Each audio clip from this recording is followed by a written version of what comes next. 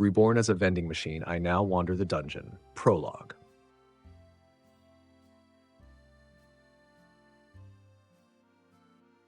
My face grows pale with fear as a couple of menacing brutes threaten to drag me down a back alley. In the next breath, something appears before me, kicking up a wind in its wake. Googa! One ruffian's scream is accompanied by a crashing noise, but it's hard to focus on him right now. What the hell are you doing? Scary old men trying to drag a weak little girl into the dark is considered a crime, you know? Despite the two imposing thugs' attempts at intimidation, a petite-framed girl stands between us, calmly confronting them. She boasts leather armor, shorts, and blonde hair tied into a side ponytail. I think to myself that she's probably in her mid-teens. She appears to be a hunter, judging by her leather armor, but facing off against such frightening men is more than reckless.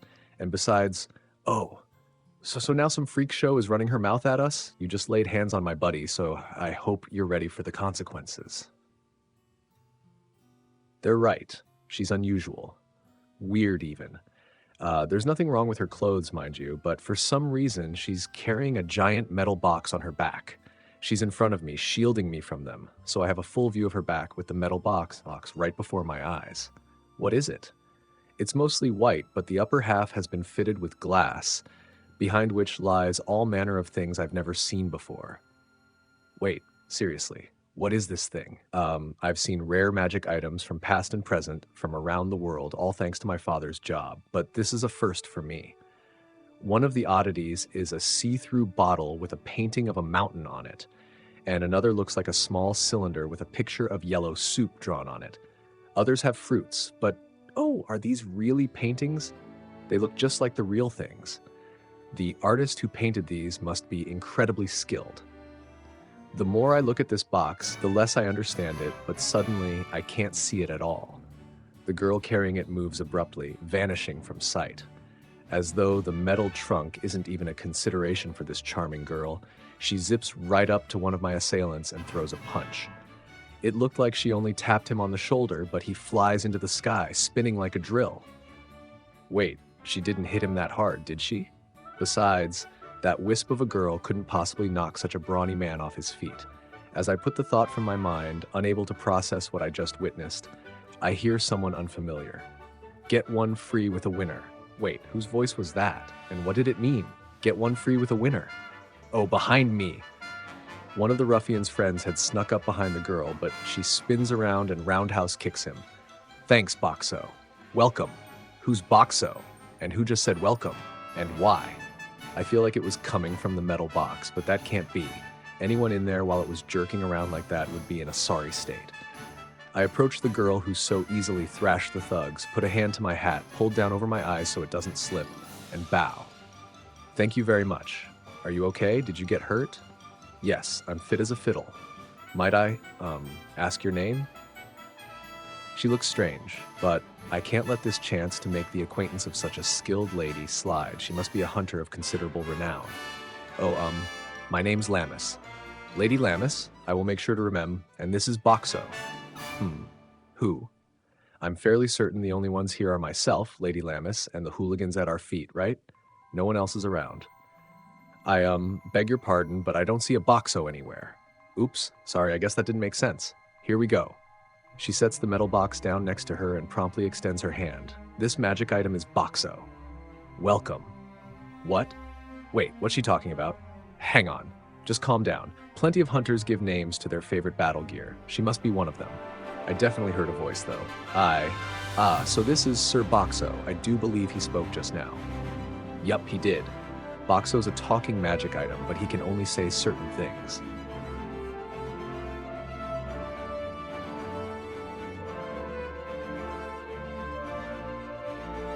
I see. That is amazing. If that's true, this prize would fetch an absurd price on the market. My encounter with those thugs put a significant damper on my sneaky afternoon stroll, but this discovery could more than make up for it. It is, but that's not all. Boxo can give you delicious food and drinks, too. I bet you don't believe me. Here, let me prove it. I'll go first. See the numbers below each item? Those are prices. Now I'll put a silver coin in here. They do look a lot like prices, but a whole silver coin to purchase one of them is rather exorbitant. But wait, how can a metal container like this sell things? And then you push the bumpy thing under the one you want to buy. And then, hearing the clatter of something falling, Lammis squats, then reaches into the lower part of her odd luggage and fishes around for something. That's how you get the item. Wow! The exact same thing displayed behind the glass is now in Lady Lammis's hand. Wait, is this for real? This magical contraption would be worth a fortune. Can I? Would you mind at all if I bought something as well? Yup, sure. Go ahead. Lammis steps away from the metal box. When I move toward it in her place, it says, "Welcome. Let's see. I'll put the money in. Which should I choose? I will pick this one with the fruit painting on it. I've decided on an item emblazoned with a brilliant citrus fruit." Then I hear a sound from the long, thin hole near the bottom of the box, so I nervously reach for it. Eek! It's cold. Yup, all the cold ones are really cold and all the warm ones are nice and hot. It can even cool drinks for you? What in the world is this thing? This canteen I bought is hard, but if I give it a real push, the material warps. Maybe the metal is stretched really thin. This part on top must be where you drink. It's long like a bottle after all. And if it's anything like a bottle, I just have to twist this part on the end. With a click, the lid opens and a refreshing scent tickles my nostrils. Oh, it smells good! Aware of the possibility that I was about to imbibe a suspicious brew, I sample only a bit with my tongue. It's delicious! Both the natural acidity of the citrus and the perfect amount of sweetness spread across my taste buds, and the coolness feels refreshing. I gulp down more of it, feeling the chill wash through my body. Then, without thinking, I exhale noisily. I guess you liked it. Oh, I drank it all. This magic item stores things that taste great, and it can even speak. Plus, it probably has a trove of coins inside from the people who purchased items. This is a gold mine. I would very much like to have it. Yes, I'm truly astounded. Oh, but look at me. I haven't yet thanked you for helping me. My house is right up this road, so would you like to stop by for a short while? You don't need to worry about it. No, I insist. If I don't thank you, my parents will be quite cross with me. Please? And so I try my best to keep her from leaving. She refuses, though, saying she is in the middle of work. Mistress, where have you gone? It would seem as though my time is up. Lady Lammis the Hunter and her magic item, boxo. I will remember those names. Chapter 1. A Maniac's Death. I love vending machines. How much, you ask? Even when the only money left in my pocket is 1,000 yen and I need to keep eating for another week, if I see an unfamiliar item in a vending machine, I will buy it without a second thought. But then, wouldn't that mean I like what's inside vending machines rather than vending machines themselves? No, it's both. I like both. I adore the designs of vending machines, boxes packed full of a myriad of attractive products for sale. They're like treasure chests to me. Beverages I've never tried before. Carbonated drinks with ingredients that come together to create a landmine of flavor. Hot beverages that simply must be enjoyed while they're piping hot. I just know that if I don't buy them, they'll be gone in a month. So I have no choice, right? Not only beverages either. Vending machines have snacks, sweets, and bread, and some will even heat up frozen food for you. It goes beyond edible things too. Vending machines can be filled to the brim with stationery, clothing, socks, and even adult items. Anyone who says they're not interested is a liar. Vending machines from past and present from all around the world, I love them so much that I've gone on trips to see rare ones that I find on the internet. Those are the best trips. My computer is filled with the cherished files from my travels, including all the spectacular pictures I've taken. In a way, it was probably inevitable that I died from being crushed under a vending machine. There was one specimen, you see, loaded on a light truck meant for placing vending machines down. The truck crashed into a car that came speeding around a turn, and the vending machine flew right at me. Now that I think about it, if I had tried my best to dodge it, I probably would have lived. But the vending machine entranced me with its brand new design, its exquisite form. I had to save that vending machine, and so I tried to catch it before it hit the ground. Even without anything inside it, a vending machine weighs around 880 pounds. Fully stocked, it's said they can exceed 1,700 pounds. Could a human being possibly catch such a heavy piece of metal flying at them? As for the answer, well, seeing as how it crushed me and I died, you probably know it already. And so a vending machine maniac died, just as he should have in a way. Normally, that's where the tale would have ended, but my story has a sequel. After falling into an endless sleep, embracing the cold touch of metal, I abruptly wake up. While I'm relieved I'm not dead, I'm also worried whether the vending machine I caught was safe.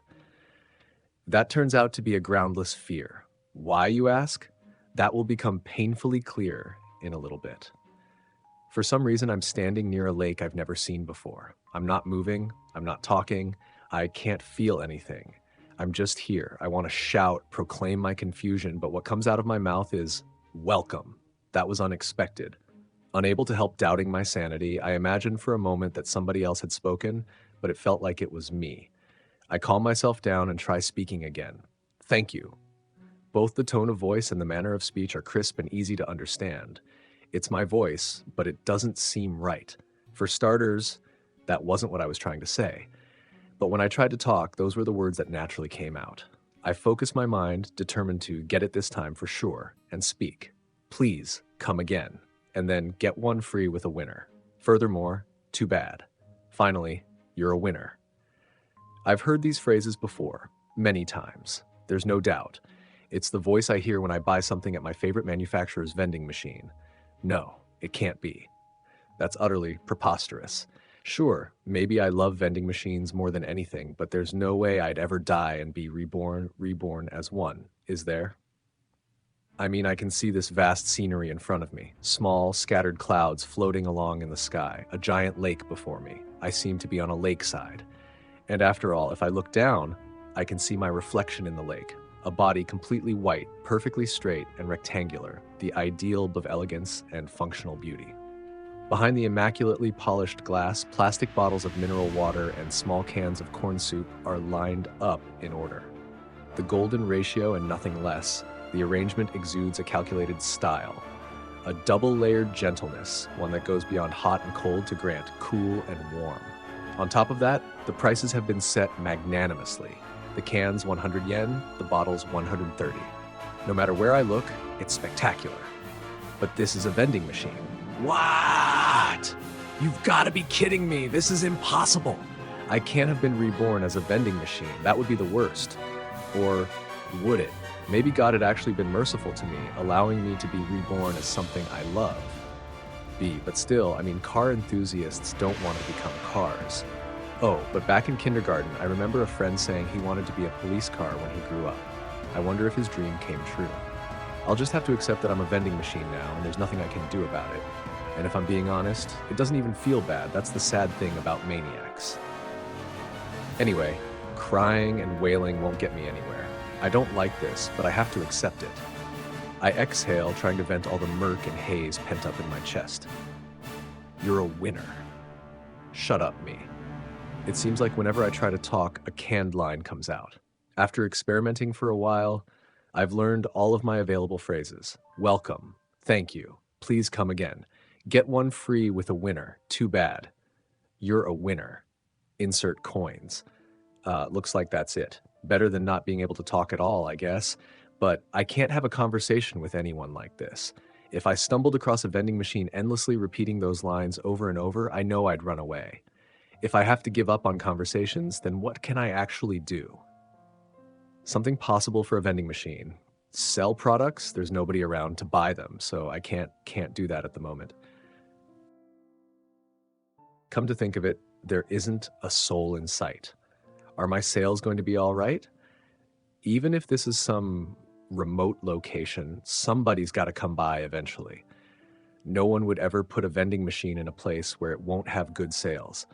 This place seems like a tourist spot. Maybe there's a summer house on the lake. Even if nobody comes, someone from the manufacturer would probably be around to do an inspection or swap out my items. I decide to search for something I can do so that when someone does come and I have a chance to talk to them, I can make the most of it.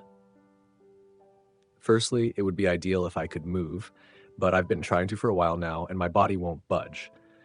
Of course, if a vending machine sprouted arms and legs and started walking around wherever it wanted, that would be terrifying.